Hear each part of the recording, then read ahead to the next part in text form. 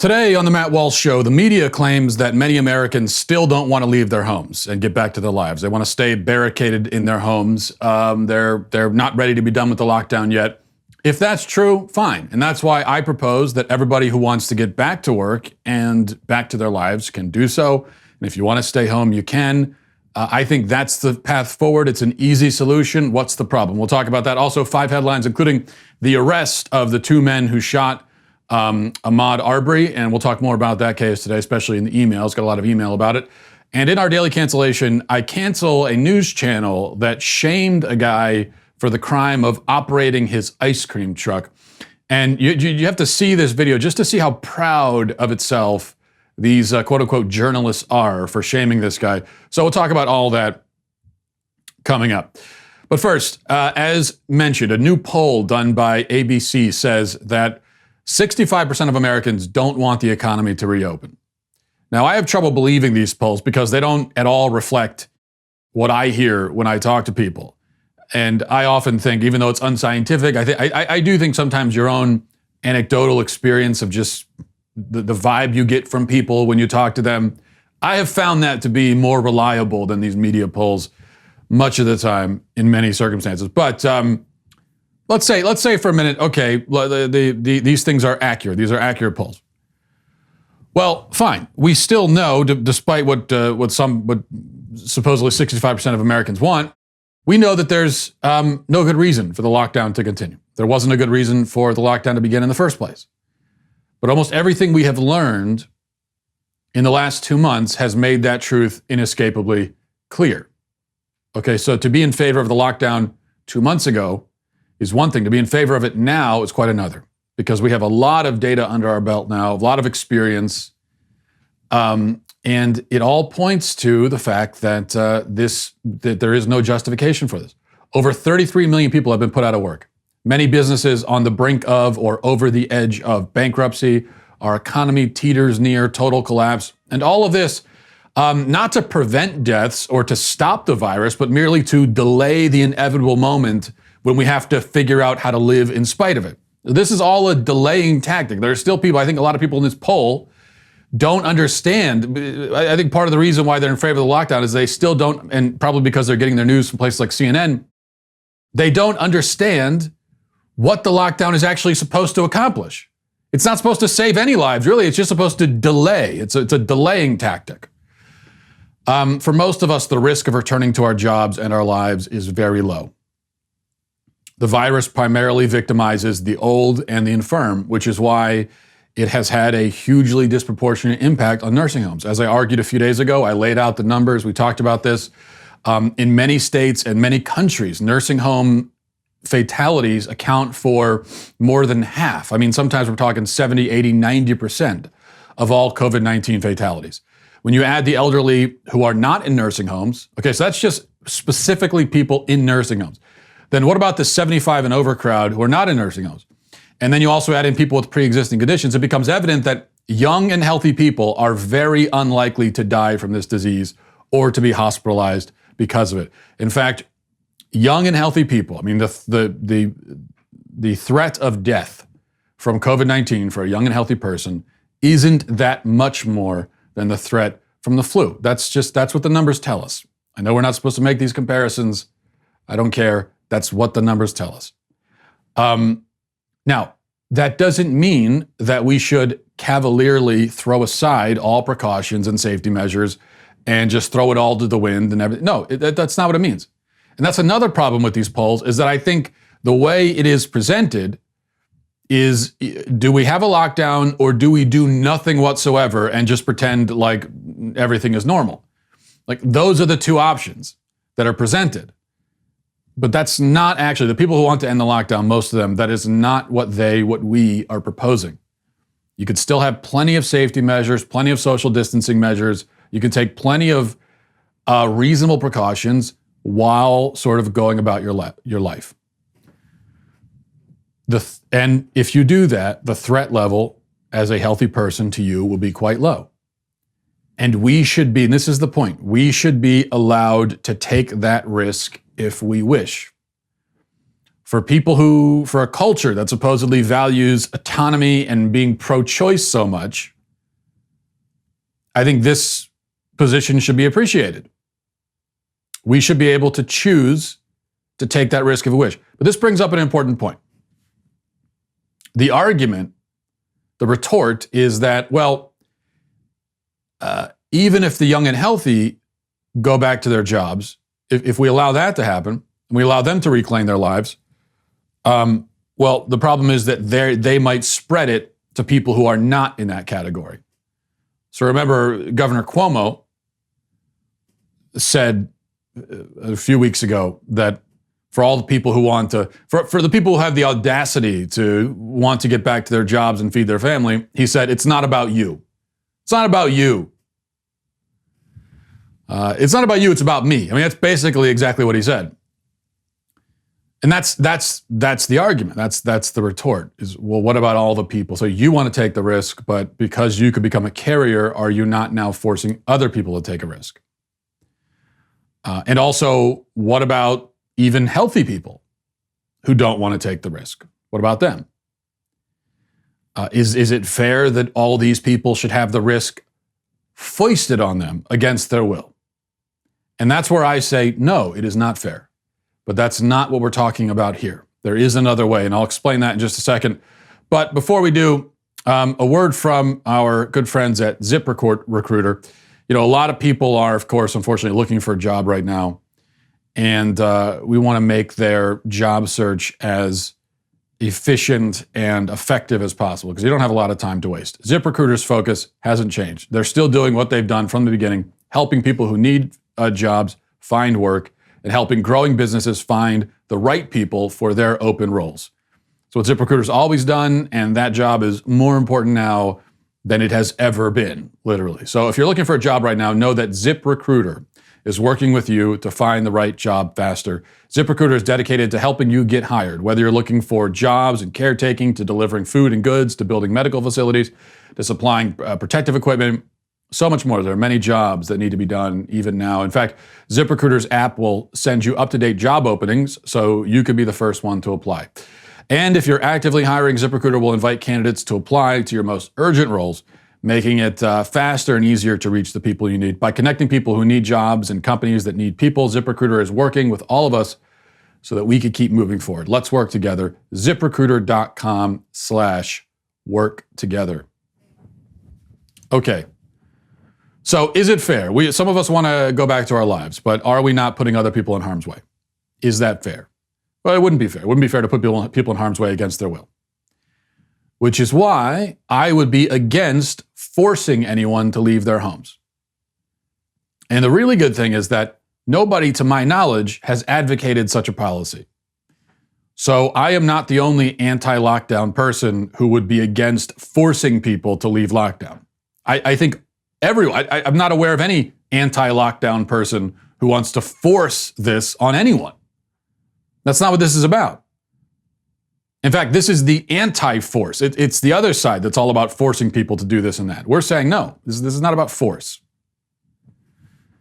Now, the way it is portrayed by the pro-lockdown crowd, you would think that those who oppose the lockdown want to mandate that everybody leave their home.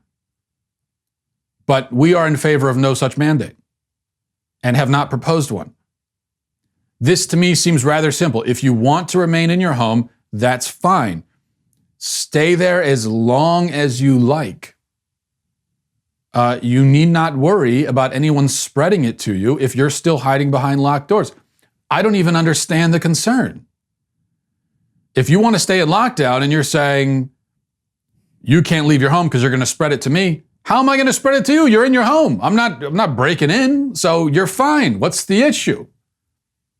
You should be just as safe after the lockdown ends as you were before it ended because you're still personally staying in your home. No problem. But if you don't want to stay in your home, then you can leave. Only those who choose to take the risk should take it. And there's no reason why I should be prevented from taking the risk just because you don't want to take a risk. You and I are different people. We live in different homes. We don't have to make the same decision. That's the great thing about being autonomous beings. Whatever happened to that? Let me make my choices and you make yours.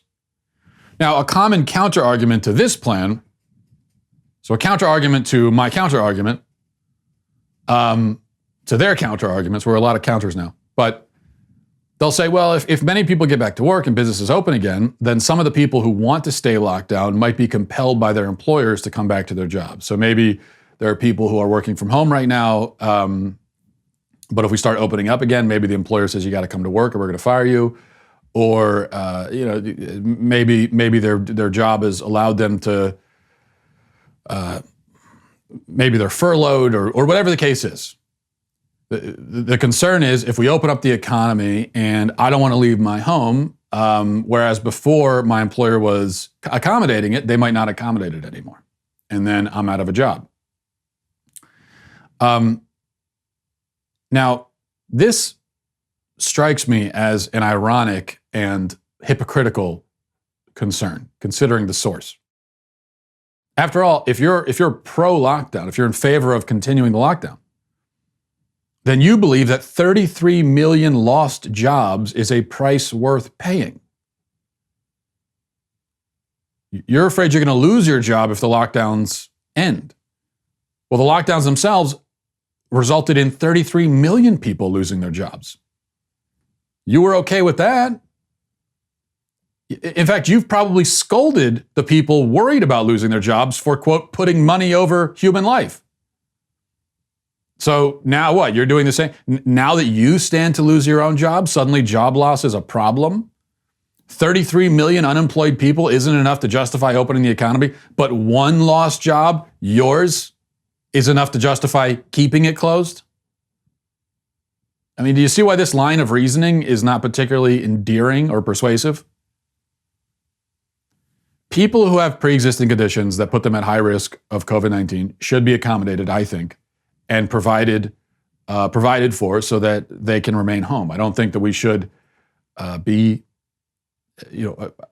think if someone is in a high-risk category, either because of their health or their age, they should remain home and they should be accommodated, which is a lot easier to do than accommodating everybody. I mean, the government sending stimulus checks to everybody, or at least everybody under a certain income bracket, that's not sustainable. Sending stimulus checks to a much smaller group of people, a targeted smaller group of people who have to stay home because of their health condition, that I think is much more sustainable, and that's something we could do. The elderly, most of them aren't working anyway, so they should remain quarantined. But the young and healthy ought to be given the option to return to work. If any young and healthy person wants to stay home indefinitely because they're afraid, they're free to make that choice. I don't think we should subsidize that choice. That's correct. If you're young and healthy, you're not sick, you're not elderly, I don't think you should be forced out of your home, but I do think the lockdowns should end, and I don't think we should subsidize you. I don't think you should get any checks from the government. If you want to stay home indefinitely because you're afraid of germs and viruses, you're free to do that, but you got to figure out how to make that work for yourself. I don't think that it's society's job to make that work for you. We're going to get the economy going. We're going to get society rolling again. If you don't want to be a part of that, fine, but we're not going to pay you. We're not going to pay you to do nothing. But again, these are the people who like to preach about the superfluousness of financial concerns during a time like this. These are the very people who've been saying, how dare you be concerned about finances? All right, well, now I'm saying to you, how dare you be concerned about it? You didn't care about the finances of 33 million people who lost their jobs. Am I supposed to care about yours? I mean, you'll forgive me if I treat your financial situation as superfluous, considering you've done that to everybody else in the country. And now it's a problem. Now, if your financial concerns are not superfluous, then you might decide that it's worth it to get back out into the world and take the risk. And that's a decision you should have the power to make. We should all have the power to make. Let everybody figure out their own priorities, their own needs, their own acceptable level of risk. Let them choose which door they're going to walk through and then walk through the door. That's what it means to live in a free country. Let's move on to headlines. Number one, we talked yesterday at length about the case of Ahmaud Arbery, who was shot dead in the street by Gregory and Travis McMichael. The McMichaels, father and son duo, claimed they were just making a citizen's arrest, but for reasons that I went into detail explaining yesterday, that excuse just really doesn't wash at all. Now the McMichaels have been arrested. A day after the video went public, arrests were made. But the shooting happened back in February. And prosecutors have had this video in their possession for a while now. So why did it take public outcry to spur arrests? That alone is an enormous outrage. It would seem that local law enforcement intended to cover this up and let the killers go without facing any kind of trial. And if that video doesn't come out, these guys are still on the street. That seems obvious. Remember, the first two prosecutors in this case recused themselves because of their connection to the elder McMichael. It's obvious that the people, the powers that be down there making these decisions in Georgia, really didn't want to prosecute these guys. Really didn't want to. Well, and why is that? Many people say it's because of racism. I think another potential explanation is that the elder McMichael is a former cop. And to me, this all reeks of cops trying to cover for their own, cops looking out for their own kind of thing. That's what it seems to me to be. And it certainly wouldn't be the first time that happens. Number two, the unemployment rate is 14.7%. Or in fact, numbers just came out today. The unemployment rate was 14.7% in April, which is officially the highest unemployment rate since the Great Depression. And I think the highest unemployment rate since they started officially tracking these numbers in the 40s. When you factor in the people who are underemployed and that they went from full-time to part-time, that number is 23%. Remember, that's just April. And remember, this does not count the millions of people who haven't filed or couldn't file or don't qualify for unemployment. So the worst unemployment rate since the Great Depression is actually an understatement. That's actually a very conservative way of putting it. And we did all this. We locked 33 million workers in their homes because of a virus that mostly kills people in nursing homes. And then we kept sending infected people into the nursing homes. Amazing. I really believe historians of the future will spend their whole careers trying to figure out what happened here and why we did what we did. And they won't be able to understand it. And I don't understand it either. Three, speaking of nursing homes, reading now from the Daily Wire, it says, unbelievably, despite the fact that elderly people in senior care centers have been the hardest hit demographic in the coronavirus crisis, the state of California, where Governor Gavin Newsom has instituted harsh lockdown measures, is asking assisted living facilities to house elderly patients infected with the coronavirus in exchange for money. So we know in New York, there was a mandate passed back in March forcing nursing homes to take infected people. And there was one we talked about a few days ago. There was one nursing home in particular had no coronavirus cases or deaths. They were forced to take in 2 coronavirus cases, and then shortly after, they had 30 people die. And that is a direct result of the mandate of the policy in New York, which means it's a direct result of the actions of Governor Cuomo. I mean, he has that blood on his hands. I don't see any way around that. And now you got similar things going on in other parts of the country. In California, they're going to bribe you to take in coronavirus patients. It's incredible. I mean, to have this level of incompetence, and it's still happening, even now. And I also don't want to hear, when I talked about this a few days ago, the excuse some people offered is, what else are you going to do? If you have an elderly person who has coronavirus, where else are you going to put them? They need around-the-clock care. Where else are you going to put them? Here's my answer to that. Literally anywhere else, okay? Anywhere else would be a better place than a nursing home.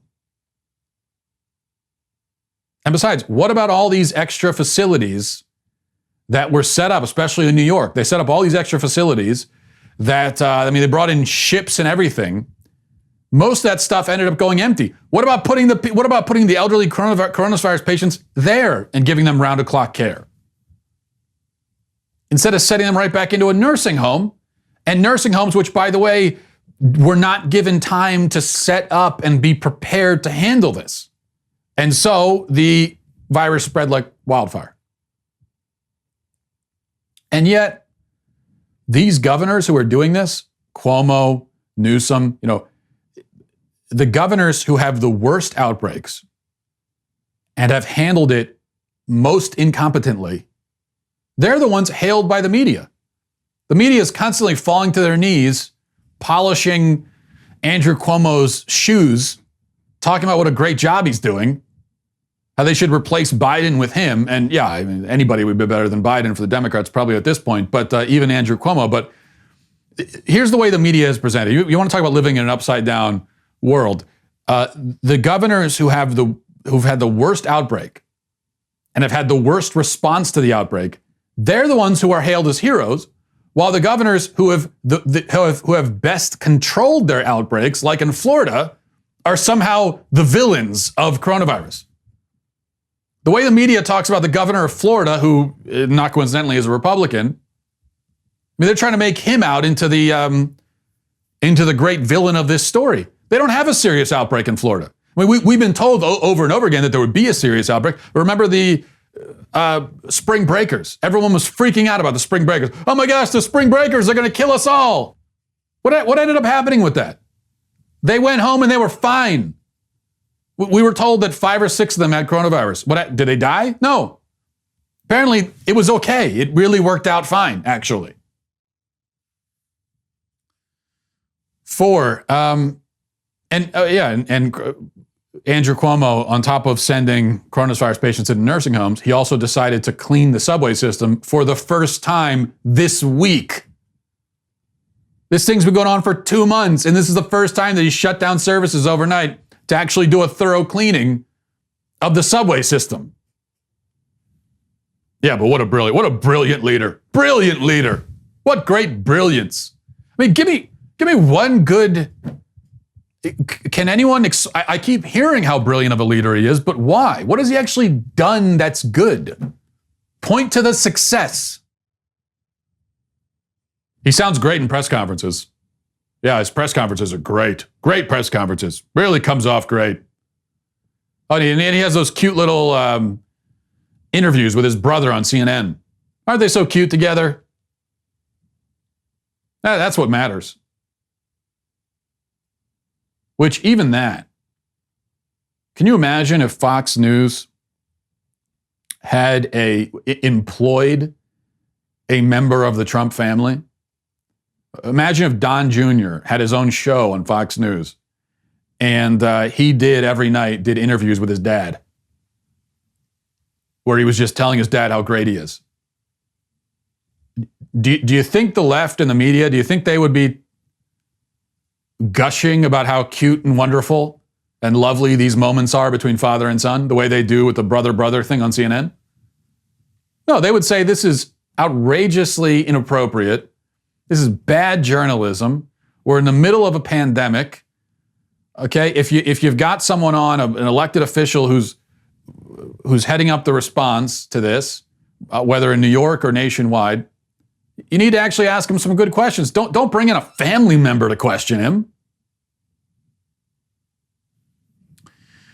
4, and here's an odd way to pay tribute. Here's a tweet from the NYPD. It says, JetBlue aircrafts will conduct a flyover over Manhattan, Queens, and the Bronx to salute frontline first responders and healthcare workers. The aircrafts will fly at approximately 2,000 feet. Please follow social distancing guidelines if viewing in public. Oh my gosh. What are we doing? First of all, it's New York. Why would you think that people are going to be excited to see commercial aircraft flying low to the ground through the city? Like, of all the ways to pay tribute in New York, how is that your go-to? And meanwhile, the NYPD is constantly, they're arresting people for not social distancing. And now you're staging a spectacle for people to come outside and see? Number 5, okay, there's too much anger. I got to calm down. I need to find something positive. Okay, so here we go. I play a lot of TikTok videos on this show for good reason, because that's always news, relevant news. Usually it's TikTok videos that have gone viral, and usually in a negative way. But I want to inject a little positivity. So here's a viral TikTok video that I personally found both informative and inspiring. Watch this. Hey guys, so I get a lot of questions about hot tea. So today I wanted to show you what this American girl likes as hot tea. So I mix a lot of ingredients together. So first is 1 cup of Insta tea, 2 cups of Tang Country Time lemonade, 1 cup of sugar, another cup of sugar, a little bit of cinnamon, a little bit of cloves. Mix it all together. Put some water in a cup. Heat your water in the microwave. Add a few teaspoons to your hot water. Give it a little stir. And that's what I like for hot tea. That looks delicious. True culinary geniuses are never appreciated in their own time. So people are making fun of this woman for that recipe, but she will be remembered by history and revered. And in fact, this snack kind of reminds me of a snack that I came up with. If you're looking for a meal to eat with that delicious tea, here's one. You could try this. Lightly fry some bacon. You wrap it around a Snickers bar. Cover with shredded cheese. Pop it in the microwave for 5 seconds, just enough to get the cheese a little bit melty. And then you top it with gravy. Eat it with a fork and knife. I'm telling you, you won't regret it. You might regret it, but it's good anyway. Especially if you happen to be, say, on death row and you're looking for a last meal.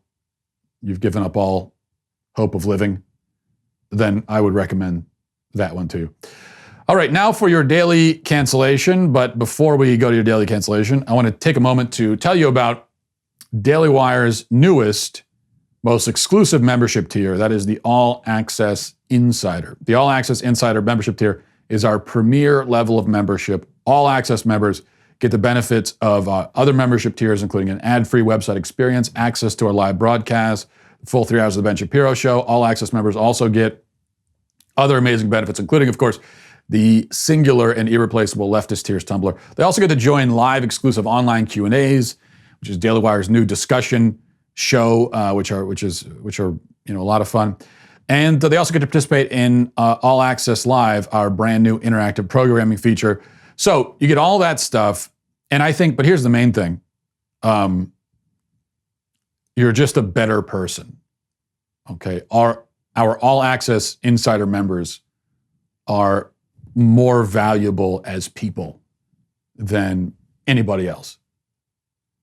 And that's the main, you get worth and dignity as a person from this. So head on over to dailywire.com/subscribe to join Daily Wire's All Access Club with a new membership or an upgrade and get 10% off with coupon code Walsh. That's dailywire.com/subscribe.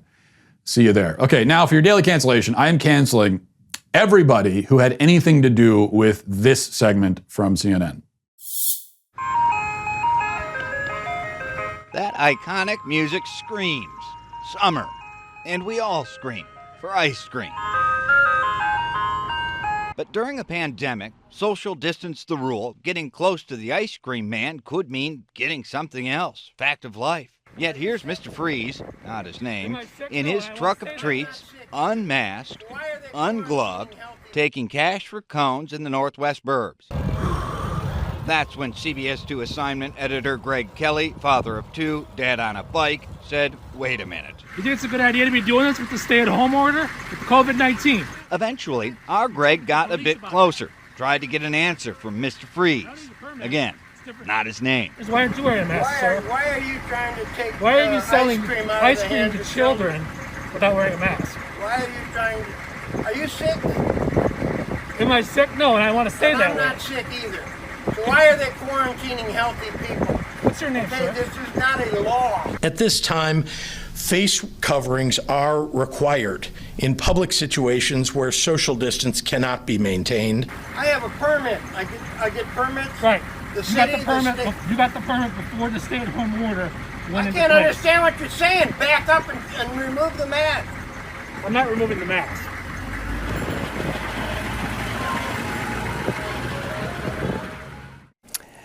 He drove off after the questioning by our assignment desk editor, dad, biker, and journalist Greg Kelly. But this all happened in Hoffman Estates, and tonight we'd learn ice cream trucks there are banned, have been for years. The village manager tells us if you see that ice cream man, call 911. Honestly, if you told me that segment was done as a parody of the lockdown and of all the paranoid neighborhood snitches, if you told me that was a parody, a satire of the coronavirus busybodies, I'd believe you. I would believe that was some kind of Babylon Bee skit. 100% I would believe it. It is hard to believe that is real, but it is real. And I'll tell you what makes it hard to believe, even though it is, again, indeed, definitely real. But see, I can always understand. I'm never perplexed when a person does something very stupid. That never confuses me. I get it. There are dumb people out there who do dumb things. But when that very dumb thing has to go through an approval process and a bunch of other people have to be involved in it, and so now you've got this whole chain of dumbness, and throughout that entire chain, nobody apparently even once spoke up and said, wait a second, guys, I think this might be very dumb. That's when it perplexes me. And they're so proud of themselves. The tool bag on the bike, the reporter, everyone. They post this on social media. They're so proud. CBS, they're so proud of it. They thought this is great work, guys. It's not just that they didn't think it was dumb. They thought they had a hit on their hands. They thought they had a Pulitzer Prize winner, which who knows, maybe they actually will win a Pulitzer Prize considering who they give Pulitzers to these days. But they thought they had something and they'd be getting applause from everybody for this. That's what they thought. Here they are harassing and shaming a man who's trying to make a living. Here they are bullying a working class guy in an ice cream truck, and they feel totally vindicated, totally righteous, like they're fighters for truth and justice in the American way. It's amazing. What absolute idiots. And that's the most charitable thing I could possibly say about them. I have an idea. Here's a better idea, okay? Mind your own damned business. Leave this guy alone. Let him earn a living. You earn a living if you're in the media. You still have a job. God forbid this guy try to make some money too. What, you're the only guy, you're the only person that's allowed to make some money? That a-hole on the bike? What he's basically saying is, excuse me, sir, are you trying to earn money? No. Only I can earn money. I can earn money, you can't. How dare you, sir, try to earn money? Like me. I need to earn money. I'm important, but you're just an ice cream truck driver. Even if it was necessary to shame this guy, which it isn't at all, not even a little bit, at all. No, it's not at all. But even if it was, why would you think that you, as a person in the media, someone who has a job and is well compensated, why would you think that you, of all people, should be the person to do it? Just really disgusting. Meanwhile, this guy is outside. He's serving children outside. The virus doesn't really spread outside. Kids don't really contract it or spread it. So this is one of the safest jobs in the world to do. There is no reason. And if anyone's being put at risk, it would be him as the ice cream truck driver. If anybody's at any, and he's not really at any real risk either, but if anybody's at risk, it's him. So he's making a decision because he wants to earn a living and he wants to sell some ice cream. There is no reason why ice cream trucks shouldn't operate during this. In fact, I think we could all use some ice cream right now. I think we could use the sound of an ice cream truck driving down the street. There should be more of them, not less. We should be sending out fleets of ice cream trucks. How about injecting a little bit of joy and normalcy into all of this bleak, madness? Especially kids. Kids have been locked in their homes. They can't see their friends. I got 4 of them. It's tough on the kids, and they don't understand why they can't leave that. I don't understand it either. They especially don't understand it. So I think it's great. Not only is it great this guy's earning a living, I think it's great that he's, something a little bit normal and something fun for kids so they can enjoy themselves through all of this. We've taken everything away from them. We've taken their friends from them. We've taken away the playgrounds. We've taken away birthday parties and everything. Easter took that away from everybody, not just the kids. It's just cancellation should only be the beginning of our response to that. Okay, let's move on to emails. You can always email the show if you become a Daily Wire member. You can email. Even if you're not one of the elite Insider Plus members, you can still email the show. But I might not respond to the email because, frankly, I only respond to the most elite people because I am an elitist myself. This is from Marshall, says, "Hi, Matt, love the show. Question, have you seen Plandemic? What did you think?" Yeah, Plandemic is this video that's going around. I haven't seen it yet. I've been asked about it a million times. I've heard a lot about it. So I admit I have not seen it, so I can't say a lot about it. A couple things I will say. Usually, whenever I say I can't say much about something, that's a prelude to me saying a lot about it. So, number one, I know that they've been taking this thing down. I guess they took it down from YouTube, took it down from Facebook, Twitter, Vimeo. I mean, I think they've taken it down, and I'm absolutely against that. I don't think they should be removing the video. They should let people watch it and form their own opinions. But first of all, if you're a skeptic about the government's narrative with respect to coronavirus, I think that's good. You should be skeptical. I'm skeptical too. But if you're a skeptic, then you shouldn't go and watch some internet documentary and implicitly trust everything it says. Because then you're not a skeptic. Okay? Then you're just a sort of a cultist too, but you're looking for a different cult to join. And so it always makes me uncomfortable. Every time there's some big news event, there's always one of these conspiracy videos making its way online, and there are people who become devotees of this video, and they say, hey, you got to watch it. It's like with 9/11, what was it, Zeitgeist, that thing. And yeah, so I don't know, I haven't seen it. But what I would say is you should definitely watch it with a very healthy dose of skepticism, and I can say that without seeing it, because you should have skepticism about everything, which is just another way of saying being a critical thinker. And then beyond that, I would also say, I don't know how much this thing gets into the conspiracy arena, because I haven't seen it. Just the name of it, Plandemic, makes it sound like conspiracy. It was planned, right? It seems to be implied. I think we should remember that most of the time with the government, you don't need to get into conspiracy theories to understand what they're doing and why they did it. Usually things like just really simple but sort of more boring explanations are available and are far more plausible most of the time, like moral cowardice, incompetence, selfishness, political posturing, those sorts of things.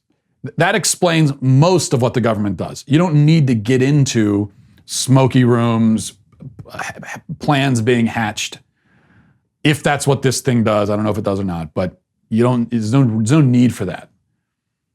And because we can explain. So most of what has happened with the coronavirus response, it's, I keep saying I don't understand it. Well, I'm being facetious. I do understand it. I know why they're doing it. Most of them. For the reasons I just gave.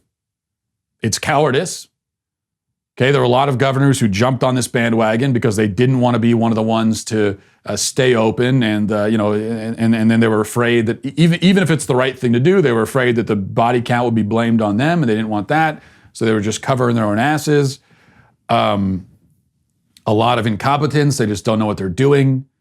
A lot of selfishness; they're only worried about their own, themselves and their own image. A lot of political posturing. They're just trying to figure out what's the best political move here, not what's actually the best thing to do, what's the best political move. And so I think there's been a whole lot of that. And that, unfortunately, is enough to explain why we plunged ourselves into a Great Depression and put 33 million people out of work to address a virus that mainly kills people who are 85 years old or over. Okay. Let's go to Thomas says, Matt, I think you're too hard on some of our elected officials when it comes to the coronavirus response. There was a lot we didn't know early on. They acted on the best information we had. Some of that information was bad. Blame China. I think that's where your anger should be. No, I disagree with you. Yeah, I mean, blame China. We should be angry at China. But I think that in our anger at China, we should not lose sight of the fact that our own government deserves quite a lot of anger as well. In fact, the Great Depression that we're now heading into and 33 million people unemployed, that is not the fault of China, actually. That's because China isn't the one who set our policy. Yeah, they may have sent the virus here, sent in the sense of it emanated from them and perhaps from one of their laboratories. So it may be their fault that the virus came here, but they didn't set the policy. They didn't decide how to respond to it. They responded how they responded. But they didn't make that decision for us. We made that decision. And by we, I mean government, people in government, bureaucrats and elected officials. So they should get a hell of a lot of our anger. And you say we didn't have all the information early on. Well, sure we didn't. But there was a lot of stuff we did know early on. The fact that it mainly affects the elderly, we knew that early on. The fact that it doesn't seem to be affecting children that much, we knew that early on. I mean, there was a lot of basic stuff we did know early on.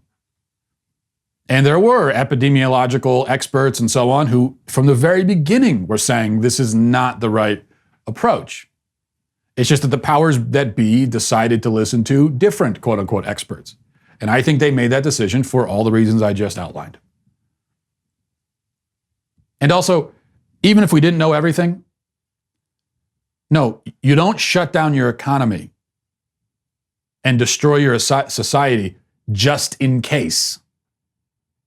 Let's just shut it all down and figure it out as we go along. No, that's not the right response. That's not what you do. You don't put 33 million people out of work just in case, right? Just as a precautionary measure while we kind of figure out what's happening. I would argue that that is not the right response. I would argue that if you don't have all the information and you don't know exactly what's going on, that's all the more reason not to do exactly what they did. Okay, this is from Paul. Finally says, your analysis of the Georgia shooting was terrible in many ways. You always say you want citizens to step up and not rely on the government. Well, that's what a citizen's arrest is all about. They were doing exactly what you say people should do in handling a situation to protect their neighborhood. I think you're just trying to appease the left by buying into the racism narrative. Okay, Paul. And I've heard this about appeasing the left many times in the last couple of days. And first of all, do you really think I'm trying to appease the left? You think that's what I'm worried about doing? I mean, did you watch the show yesterday where I spent the first 20 minutes basically insulting feminists and about the birth control issue? It's like, if I'm trying to appease the left, do I do that? Is that a segment I decide to do? You look at my whole body of work. You think appeasing the left is my goal? Because if it is, I am really bad at it. If it is, I am the worst appeaser that has ever walked the earth. No, consider the possibility that I'm not trying to appease anyone. I'm just telling you how I feel about it. Consider the possibility that I'm a human being with a brain and I'm trying to evaluate a situation and come to my own conclusion.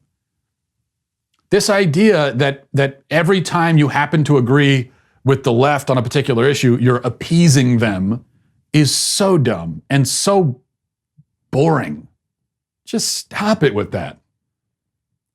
Do you really, is that what you think? Do you think how do you evaluate an issue? Because it seems to me, Paul, that you and a lot of other people, what you do is a situation occurs and you look at whatever the left is saying and you just say the opposite.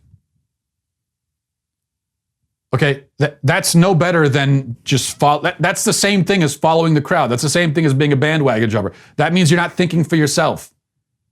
Rather than judging every issue by looking at what some other group is saying and taking the opposite and unthinkingly taking the opposite position, rather than doing that, why not use your head, look at the evidence, read the police reports, watch the video, listen to the 911 calls and come to your own conclusion. If you do that, I do not see how you could possibly really believe, based on what we know, that this was a legitimate citizen's arrest. Come on.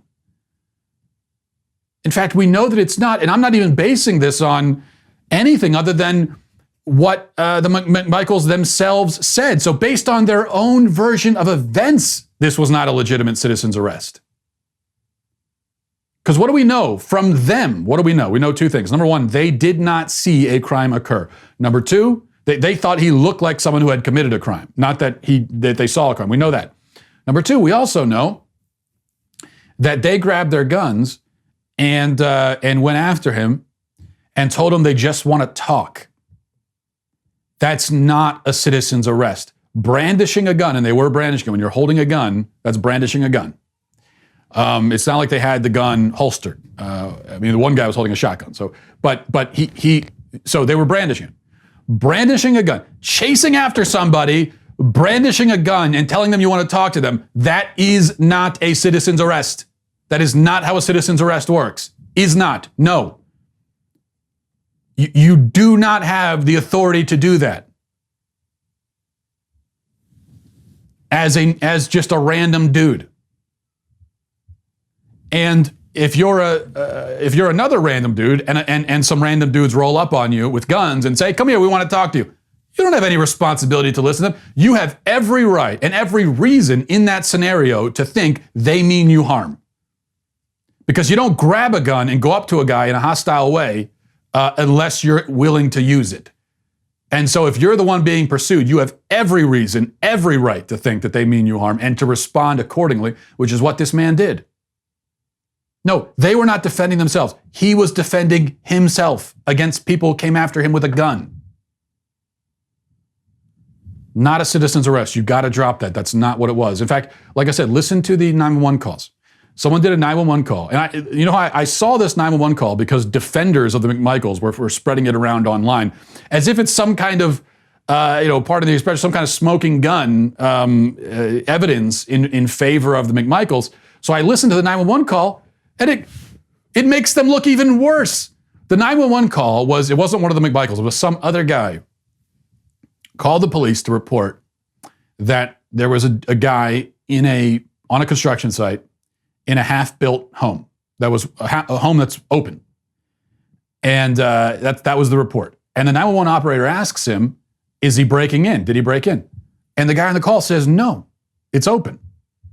And then he's asked, and then the 911 operator asks, what is he doing wrong? We'll send the cops, tell me what he's doing wrong. The guy can't explain it. The guy doesn't give any reason of what he's doing wrong, just that he looks kind of weird that he's on a construction site. And then he leaves and he runs off.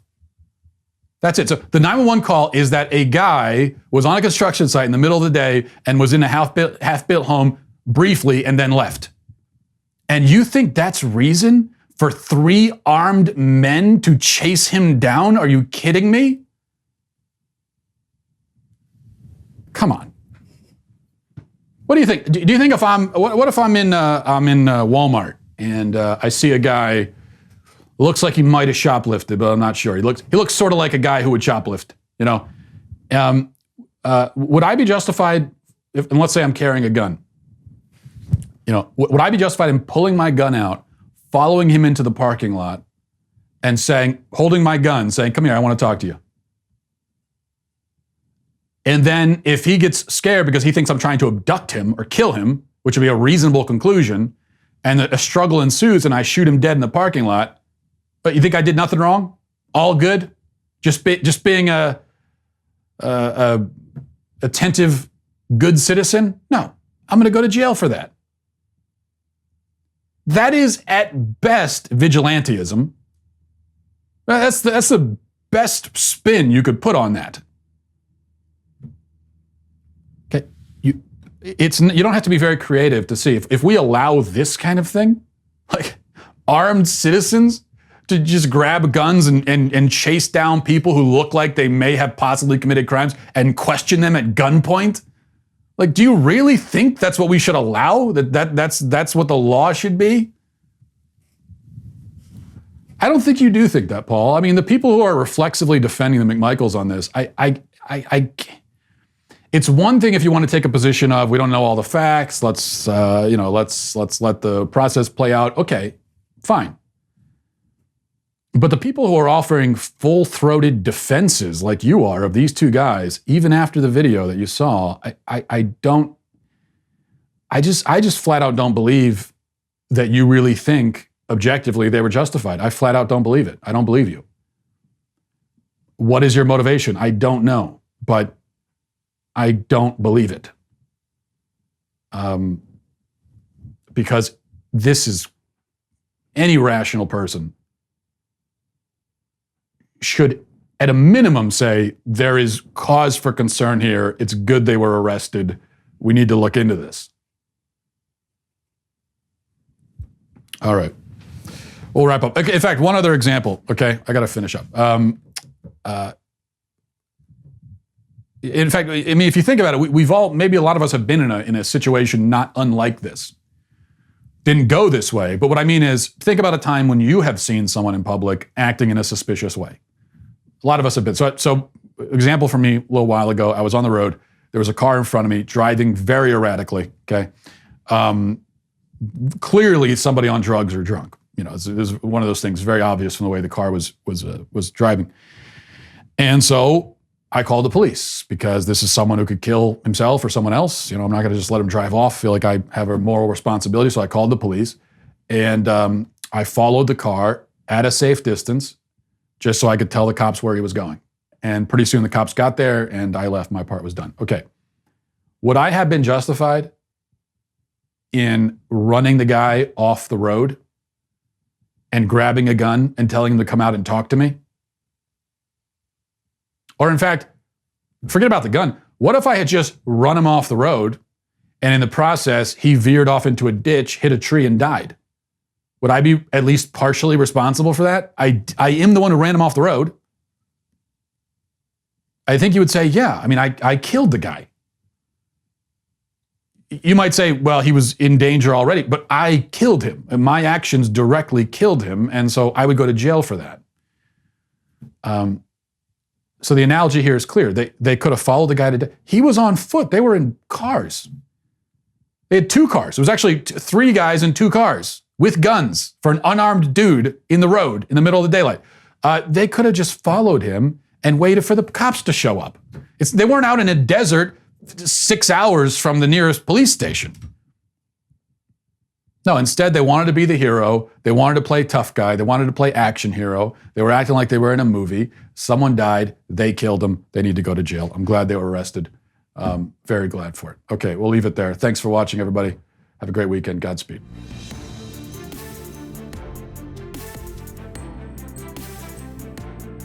The Matt Walsh Show is produced by Sean Hampton, executive producer Jeremy Boring. Our supervising producers are Mathis Glover and Robert Sterling. Our technical producer is Austin Stevens, edited by Danny D'Amico, and our audio is mixed by Robin Fenderson. The Matt Walsh Show is a Daily Wire production, copyright Daily Wire 2020. If you prefer facts over feelings, aren't offended by the brutal truth, and you can still laugh at the insanity filling our national news cycle, well, tune in to The Ben Shapiro Show. We'll get a whole lot of that and much more. See you there.